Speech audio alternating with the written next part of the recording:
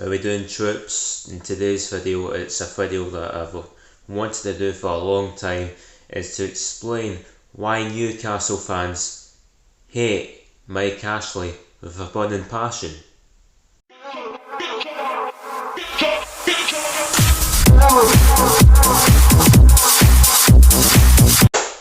What's going on? It is Bad as Lemon here, and today we are going to be doing this long awaited video. Why we hate Mike Ashley. Now, some of you, some people that could watch this might think, why are you still going on about Mike Ashley? He's gone now, he's been gone for over a year.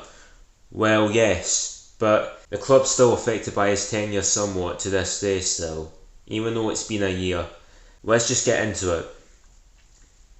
To summarise, Mike Ashley, or the Fat Controller as I'm going to be calling him now, he just did not invest in the club, right? He fell out with club legends, never had any respect for them, didn't have any care in the world for Newcastle's facilities like the stadium and the training ground, and he even affected the players. Some of them will admit that, and shocking managerial appointments. So Mike Ashley bought the club back in 2007 from Sir John Hall. The reason why he sold it is that he felt that he can no longer compete in a world where Roman Abramovich, who was at Chelsea at the time before he left there earlier this year, felt he can no longer compete. He took the club from the second division in the early 90s to nearly winning the league in 96 and 97, and reaching the Champions League on a few occasions as well. Almost every season we were in Europe of some sort. We became, Newcastle turned from a respectful club that everyone sort of had a soft spot for, just to become a regular laughingstock. It wasn't even funny. The first major mistake of Mike Ashley's tenure was the treatment over Kevin Keegan, club legend. I mean, what do you want to call it? A fairy tale appointment? This is gonna get the fans on side instantly. They're gonna support the owner and all that. In reality, it should never have happened, him being reappointed anyway, and looking back, but the treatment of him is awful. This all came about over the club's transfer policy that he had little control of. Him arguing with Mike Ashley and the football director at the time, Dennis Wise, over scouting players over YouTube. Unbelievable. And it just got out and out of hand, and then he left. And he was appointed by, of all people, Joe Kinnear, who arguably is probably one of the worst managers we've ever had. He probably shouldn't have even been the manager in the first place for obvious reasons. More on that later. But we then got relegated in 2009. We did go back up the year straight after, but then another problem arised. The next major mistake came, well, I don't think Ashley will say it's not a mistake because he knew what he was doing, but in 2011 he changed the naming rights to St James's Park. It became the Sports Direct Arena, and that's why you see all the Sports Direct signs and all that, which, I mean, fair enough. I mean, it was your company. I suppose you do have a right to showcase your signs and that, and you showcase your company. But what really got all Newcastle fans was the rate of return. The rate of return was awful, and I'm not just talking about the naming rights. The sponsorship for Newcastle overall was horrendous. I mean, in terms of St James's Park being the Sports Direct Arena, that only lasted, I think, about a year before it changed back to St James's Park. But it wasn't their decision. It wasn't Ashley's decision. He sold the naming rights to Wonga, the payday company that went bust a couple of years ago, who have an appalling reputation of exploiting the poor with their payday loans, which is a completely different story in itself, but you would have to read up on that. But it's just,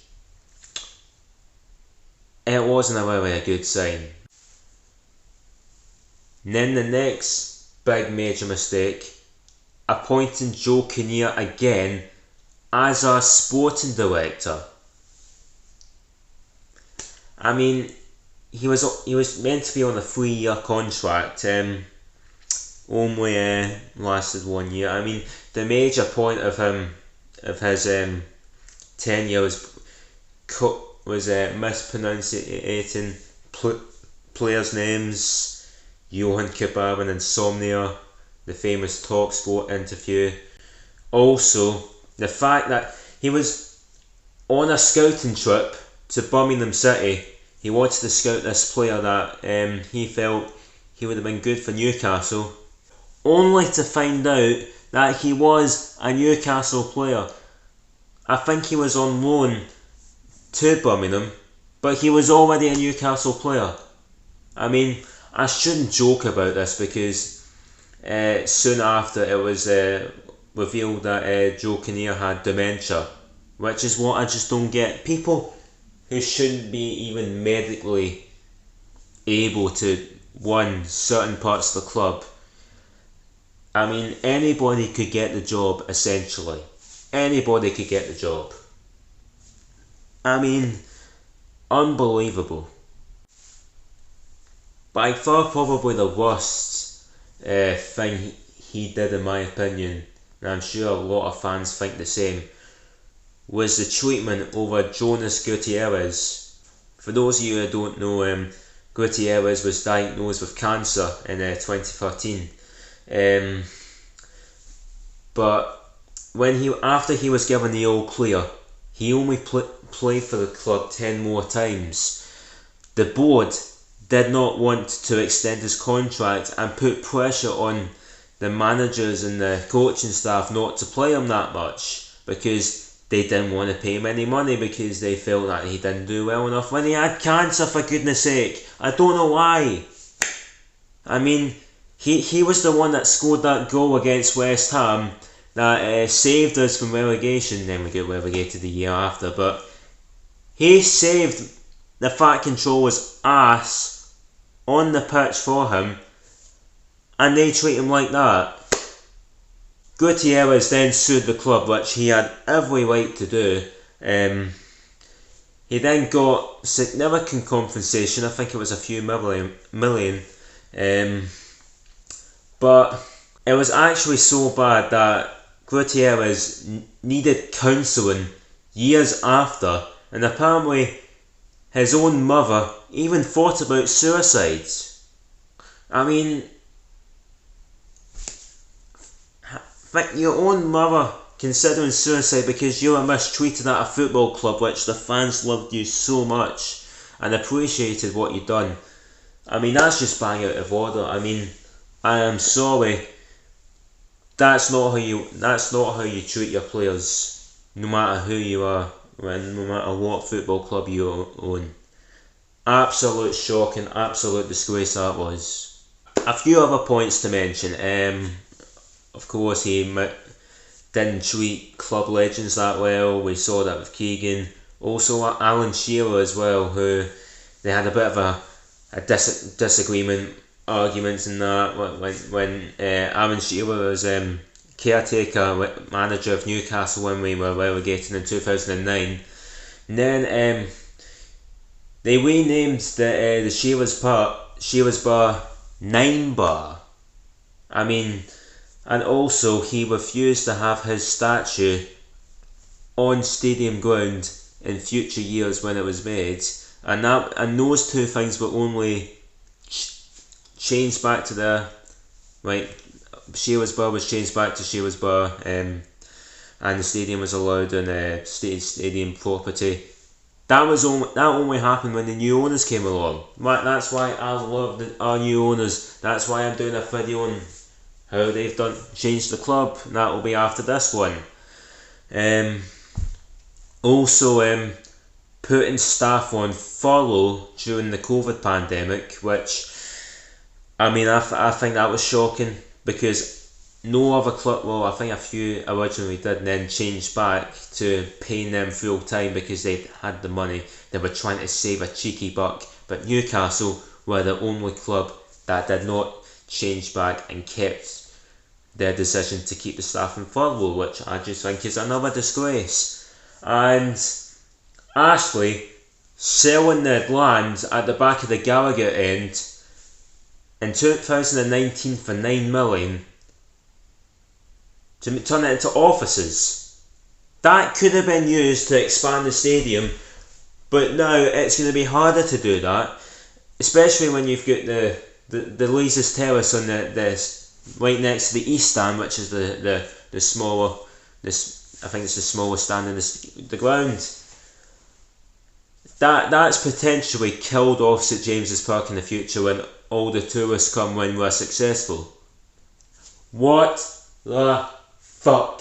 And none of that money went back into the club. None of that money. And all the disagreements with Benitez over the training ground, the club's training ground. That's why I think that was one of the main reasons why he left the club, because he wanted Ashley to push ahead with plans for a new training ground. That never happened. By the way, just in case you're wondering, the club's training ground, which is only now just getting done up before they move to a new state-of-the-art ground in a few years' time. Don't know where that is yet, but look at the picture that I'm about to show you. That is the state of the training ground before the owners came in. That before I think it hasn't been changed since year 2000. That's 2 years before I was born. And wheelie bins for baths and blow up paddle pools for I don't know, cool downs. It is beggars belief. That is another reason. I'm gonna put up another picture over the infrastructure spend over the last 10 years or so. Even clubs like Norwich and Watford, who have come and gone, have spent more, which I think is another unforgivable thing. The only thing he has changed is the Sports Direct signage everywhere, that he barely paid the club back. He didn't give anything. He didn't give anything. Like less than 100 grand every year on average. And this is, I'm sorry, this has not been a professional video. This is just a rant, essentially. Pretty much.